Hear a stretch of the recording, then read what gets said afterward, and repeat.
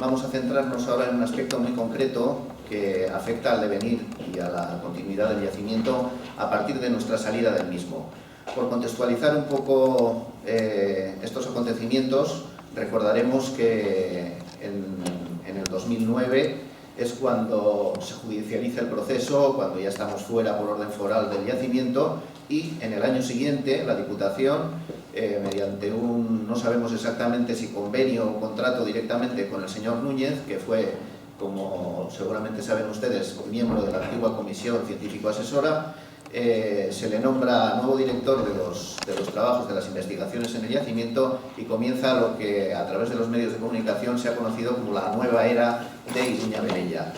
Bien, de esta nueva era hay que destacar que arranca con un triste récord.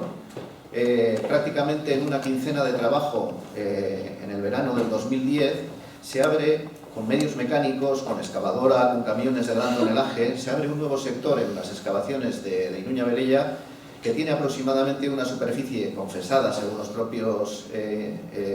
trabajos de Núñez, de 7.035 metros cuadrados. Yo creo que es el récord de apertura en tiempo y desde luego en superficie de cualquier excavación arqueológica del mundo conocido, y máxime con la circunstancia de que no tiene nada que ver con la urgencia de una gran infraestructura pública como pudiera ser una excavación motivada pues, por las obras del tren de alta velocidad o de una infraestructura como puede ser una autopista paneuropea o cosas por el estilo. Estamos hablando de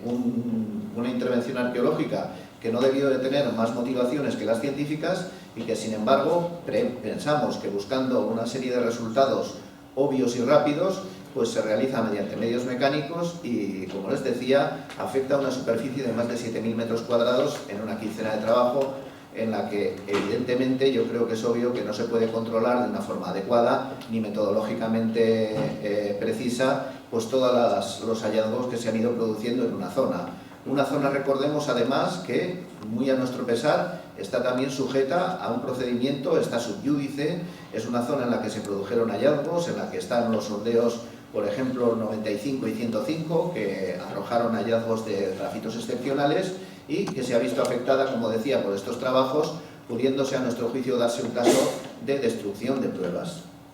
Bien, vamos a comentar las imágenes. Voy a poner un poco el acento en dos de los temas que muy recientemente, estamos hablando de los años 2014-2015, han salido ya a la palestra y han aparecido, de una forma, hay que decirlo, muy tímida, en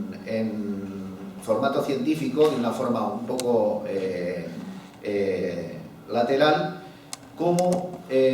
interpretados como dos estructuras de gran interés, de gran importancia, de gran notoriedad en el yacimiento a través de estos descubrimientos, como decía, de la era de Julio Núñez. Nos estamos refiriendo, por un lado, a la presunta aparición de la calzada, literalmente la calzada Astorga-Burdeos, no un vial cualquiera, sino la propia calzada, y a la identificación de un edificio que fue hallado durante estos trabajos que les comentaba, al que se propone, su investigador Julio Núñez propone la identificación del mismo como un macelum, es decir, como el mercado público de la ciudad de Velella. Vamos a ver brevemente ambas circunstancias. Evidentemente hay que tener en cuenta que estamos hablando de una fase muy preliminar, contamos solo con los datos muy escuetos que se han ido publicando en la serie Arqueológica del Gobierno vasco y alguna referencia, una nota de página en un artículo científico de Núñez y otros en el que da carta de naturaleza a este presunto conjunto monumental del mercado de Velella. Evidentemente, estas conclusiones y este análisis van a ser en ambos casos provisionales y hay que recordar que, como informó la diputada foral de turno, ya en el año 2011, estos trabajos de Iruña Velella no van a ser publicados hasta el año 2019. O sea que, cuán largo me lo fiáis, don Nuño.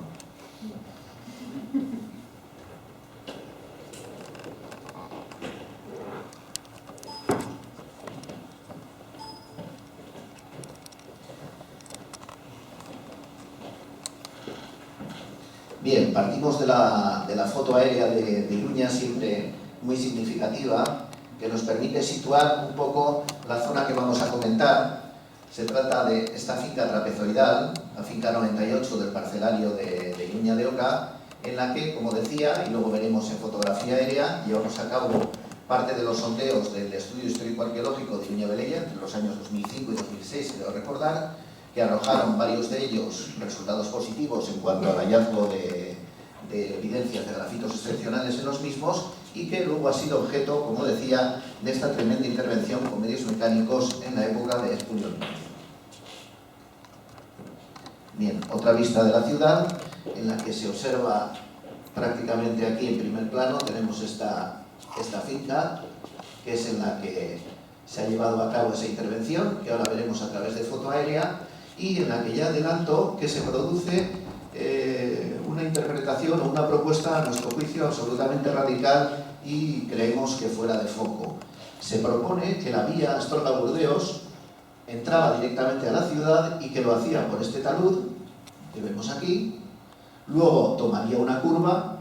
y cogería la puerta principal para retomar lo que es el camino que ha existido siempre y que unía a las localidades de Villodas y Trespuentes. Por nuestra parte, siempre hemos pensado, en primer lugar, que Iruña no estaría directamente en el trazado de la calzada, sino que habría una serie de caminos que la pondrían en comunicación con la misma. Y que en cualquier caso, el camino principal, el camino norte-sur, sería este, que está fosilizado en el interior del yacimiento, que, como decía, ponía en comunicación las localidades de Villodas y Trespuentes y que todavía hoy permite, a través de la carretera, el acceso al yacimiento. En la que se aprecian los puntos o los sondeos que se estaban llevando a cabo precisamente en ese momento en esta misma finca. Aquí ya una vista aérea del año 2012 en la que vemos pues todo este tremendo sector, concretamente, como les decía, más de 7.000 metros cuadrados, abierto de forma mecánica, abierto, y quiero recalcarlo y reiterarlo, en una quincena de trabajo, en la que se ha puesto al descubierto pues de una forma pues absolutamente palmaria toda una serie de estructuras que vemos ahí en la foto. Otra vista en otro año diferente para apreciar un poquito los restos, otra vista de la misma. Como puede verse, claro, al ser una intervención tan en profundidad, tan rápida, ha generado en estos últimos años también un problema de conservación tremendo. De hecho, la Diputación ha tenido que invertir, como luego veremos, más de 100.000 euros en la conservación de estas estructuras que han sido puestas al descubierto y dejadas a la intemperie pues, de una forma pues, absolutamente deleznable. Aquí vemos una representación de lo que serían los diferentes restos estructurales y en la que se pone de manifiesto, la presencia de ese vial. Nosotros pensamos que efectivamente sí que se ha localizado una calle, un vial de la ciudad, pero no propiamente la calle Astorga-Burdeos. Se dice que correspondería bien a esta infraestructura viaria porque tiene una anchura de 6 metros de lado a lado, lo que ocurre que solo en este tramo que tenemos aquí, porque vemos aquí como a continuación un edificio invade la presunta calzada, quizás sea una refacción en época tardía, no lo sabemos, y la deja reducida prácticamente a menos de 3 metros de extensión. Y lo que es más importante, luego veremos cómo esta presunta calzada, la presunta calzada Astúrica-Burdigala, se vería amortizada en el siglo V, convertida en un espacio funerario, porque de hecho, y luego veremos en concreto la fotografía del sondeo, uno de los sondeos de nuestro programa del año 2006 se realizó exactamente sobre la superficie de la calzada, en la que la banda de rodadura de la misma había sido ya totalmente amortizada y se utilizaba como espacio funerario.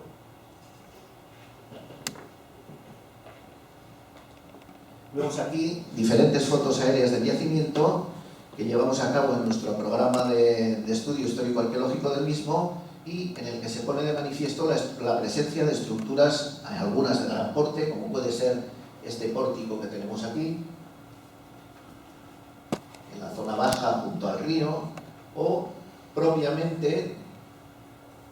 la finca 98, en la que ya la foto aérea daba prácticamente la misma planta que hemos visto en las estructuras exhumadas por la excavadora en la época de Julio Núñez. Ahí vemos la interpretación de las mismas, que es básicamente coincidente con lo que luego se ha exhumado de forma mecánica. Es decir, que tampoco había ni siquiera una una justificación científica en cuanto al descubrimiento de nuevos sectores de la ciudad, sino que es prácticamente ir a la búsqueda de un resultado, pues pensamos que más desde el punto de vista mediático, que pueda presentarse pues como una gran superficie urbana en un breve lapso de tiempo. Bueno, aquí está, es perfectamente consultable a través de la web foral, la partida correspondiente al año 2015, el contrato de adjudicación, procedimiento negociado sin publicidad, por supuesto, un dato más del oscurantismo que ha llevado todo este proceso y la cantidad adjudicada, 119.000 euros más IVA incluido. Corresponde, como puede verse, obras de protección y consolidación de la ecología norte del mercado público Macelum del yacimiento de Iruña Velella. Es decir, estamos entrando en una dimensión en la que ya esa caracterización como mercado público de las estructuras puestas al descubierto en la finca 98 no es solo una cuestión científica que sea sometida posteriormente a debate, sino que entra ya pues, en unas implicaciones, como vemos aquí, pues, económico-administrativas, creo que tremendamente trascendentales. Bien. Una vista interpretativa de los diferentes sectores. En definitiva, el excavador Julio Núñez lo que propone es que aquí ha localizado el mercado público de la ciudad. Entonces estaríamos ante una estructura, siempre según su relato, en la que hay un patio central, porticado, y una serie de estancias perimetrales que lo rodearían aparentemente, y digo aparentemente, por 4 lados. Luego, el desarrollo de las investigaciones ha demostrado que eso ni siquiera era así.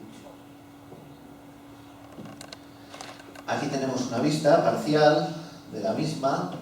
Bueno, hay algunos comentarios interesantes. Realmente, a nuestro juicio, lo que hay es una serie de estancias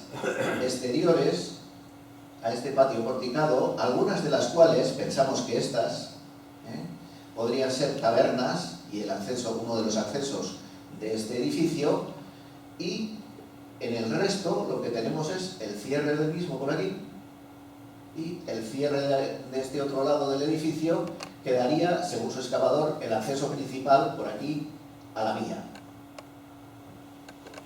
Es decir, podría tratarse de un conjunto de estructuras domésticas como otras que hemos documentado y que se documentan en el yacimiento de Velella, sin tener que corresponder necesariamente a esa interpretación, pensamos siempre, un poco forzada, de estar ante el mercado público de la ciudad. Esta sería la planta de lo excavado hasta la fecha, hasta el año 2013, creo recordar, efectivamente, y en el 2014 se produce la novedad, de que se pensaba localizar una serie de presuntas tabernas en este lado sur, que vendrían a completar al menos una simetría parcial en 3 lados, pero lo que se ha encontrado, por el contrario, son 2 sótanos en batería, que por otra parte es una estructura, una infraestructura muy habitual en la arquitectura doméstica de Velella, como hemos podido descubrir a lo largo del tiempo, tanto en nuestros propios trabajos como en los que llevaron a cabo otros investigadores anteriores a nosotros, como Gratignano y Elorza. Bien, un poco la primera referencia, como decía, científica, a la presencia de ese Macelum, de ese mercado público y la correspondencia bibliográfica y la reconstrucción que propone el autor en cuanto a la cronología del mismo. Traigo a colación una serie de Macelum, en algunos casos perfectamente asentados en la literatura científica. Las imágenes son herederas, hay que decirlo, de la tesis de Ana Torrecilla Aznar, que en el 2007 la defiende en la Universidad Autónoma de Madrid y que tiene como objeto precisamente los Macelum, los Macela, perdón, en la Hispania romana. Bueno, como vemos, tenemos en la parte de arriba, dos mercados de raigambre helenística, de raigambre oriental, y aquí tenemos el primero que se construye fuera de Italia, en Sicilia, y el mercado de Pompeya. Bueno, vemos que en todos ellos coincide, primero, desde luego la existencia de un recinto porticado central de dimensiones más que notables, nada que ver con las modestísimas que se dan en el caso de Velella. La presencia en todos ellos de una estructura central, un tolos, en algunos casos complementado con fuente, como puede verse en este caso, y que correspondería a la parte monumental de este tipo de infraestructuras. Tenemos en algún caso también la presencia de exedras, es decir, hay todo un desarrollo monumental, aparte de lo que sería estrictamente las diferencias notables de tamaño, que lo alejan, yo creo que de una forma clara, de lo exhumado en la actualidad por Núñez de Melilla. Tenemos este otro segundo modelo de Macedum, de mercado, en este caso es uno de los mercados de Roma, que tiene un eje axial. En este caso nos vamos a encontrar con un desarrollo longitudinal muchísimo más importante, aunque el esquema viene a ser el mismo, ¿no? Toda esta serie de las baterías de tabernas por los cuatro lados y el gran espacio porticado central, con la diferencia de ese desarrollo longitudinal rectangular alargado que veremos luego posteriormente cómo se aplica este modelo en algunos casos en la propia Hispania romana. Y en la parte de abajo otro de los mercados de Roma, en este caso más canónico, de lo que sería el Macedum Magnum, con la presencia del tolos central, con la presencia de una de las exedras laterales, es decir, tendría todas las partes canónicas de un mercado romano. Hay que decir que en la bibliografía sobre los Macela en la Hispania romana, digamos que hay una especie de lasitud. Prácticamente hay muchas estructuras que pensamos que solo parcialmente conocidas y que sin embargo simplemente por la presencia de tabernas han sido calificadas, yo creo que de una forma un poco abusiva, como Macela, como mercados. Tendríamos en el centro un caso más o menos claro, más o menos bueno de desarrollo longitudinal, que nos recuerda lejanamente, eso sí, a aquel ejemplar del mercado romano. En este caso concreto es uno de los dos Macela atribuidos a la ciudad de Ampurias.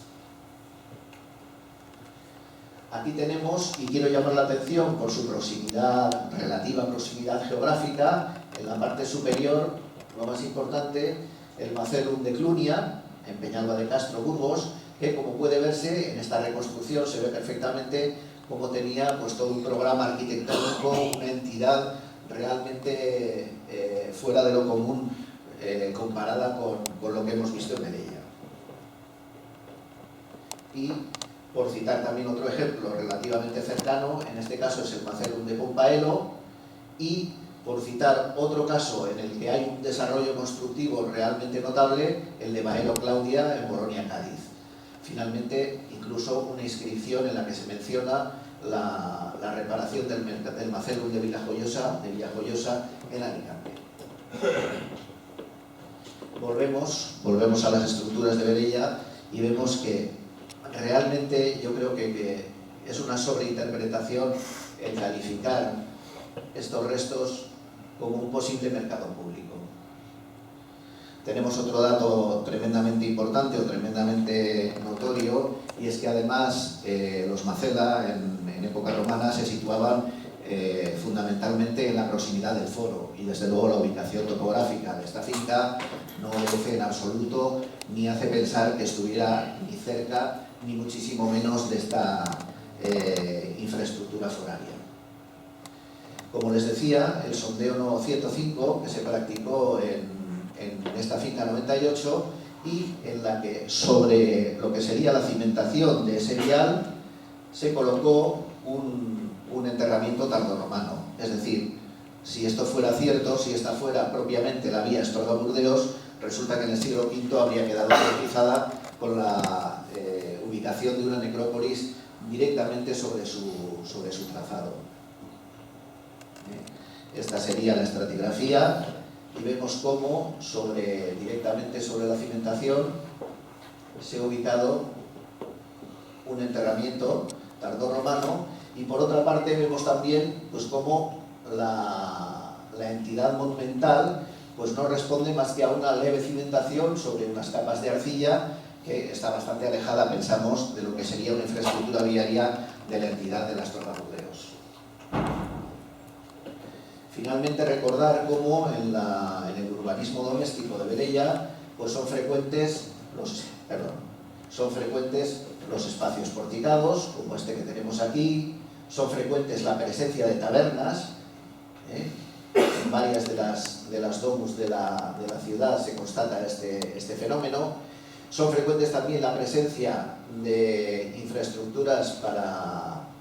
hidráulicas para el suministro de agua, como esta cisterna que tenemos aquí, como esta otra más antigua, sin que necesariamente todos estos elementos nos lleven forzosamente a interpretar cada uno de estos conjuntos como un macerum. Estaríamos en una ciudad en la que efectivamente, y queda perfectamente demostrado con la cultura material que se ha ido recuperando a lo largo de estos años, hay una actividad comercial importantísima, favorecida por el hecho de su ubicación en el trazado de la calzada Astorga-Burdeos, pero sin que necesariamente las infraestructuras detectadas hasta el momento correspondan, como decía, a algo tan trascendental como podría ser el mercado público de la ciudad. Y eso es todo.